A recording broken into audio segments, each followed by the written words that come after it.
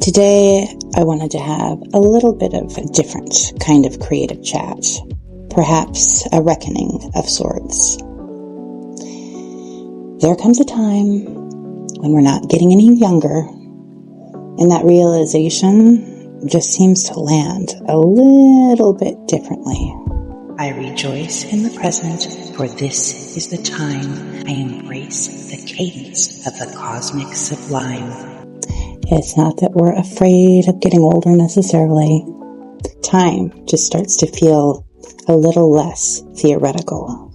We've lived enough to know that someday isn't a strategy. Maybe a part of you has quietly begun asking, what do I want the next chapter to really look like? How can I make the next chapter count? By midlife, most of us have spent our time becoming whoever everybody else needed us to be. Daughters, parents, partners, problem solvers. We become incredibly capable. But somewhere along the way, many of us, or maybe just a part of us, has stopped asking, what am I becoming now? The next chapter, it doesn't just happen. It gets written.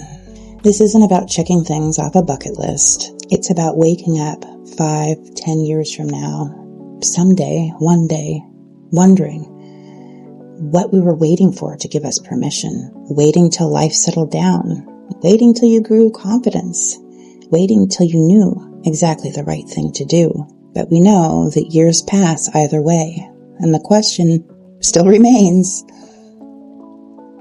how will you be participating in your own life? Will you be the main character of your own life, at least a participant, or just waiting for direction, watching it unfold? I'm certainly not here because I have all the answers. I'm here because I ask these questions too, and the questions within the questions within the questions. Life has changed me, grief has changed me, motherhood has changed me, surviving has changed me, moving across the world has changed me. And through it all, creativity became less and less about just creating and making things, but a companionship, a mentor, a treasure, a return home, a sense of still being alive.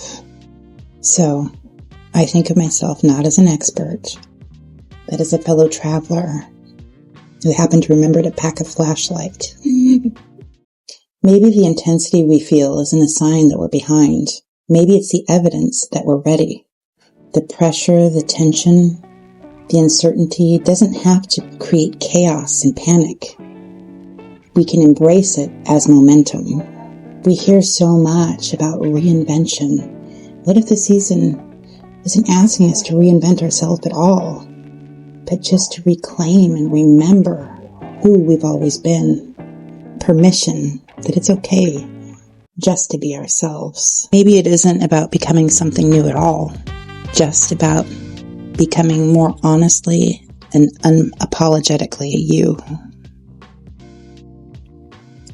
So here is something simple.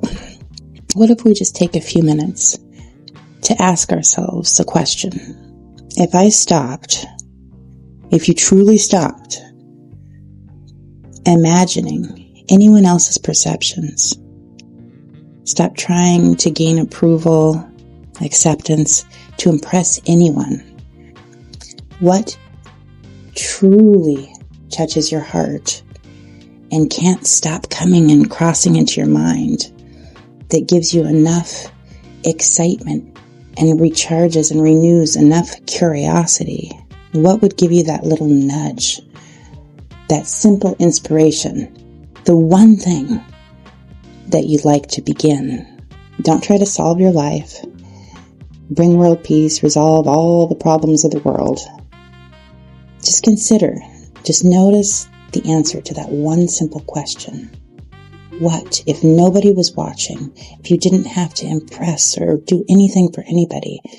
What is the thing that stays with you with enough curiosity and wonder that you couldn't help but just dive into it?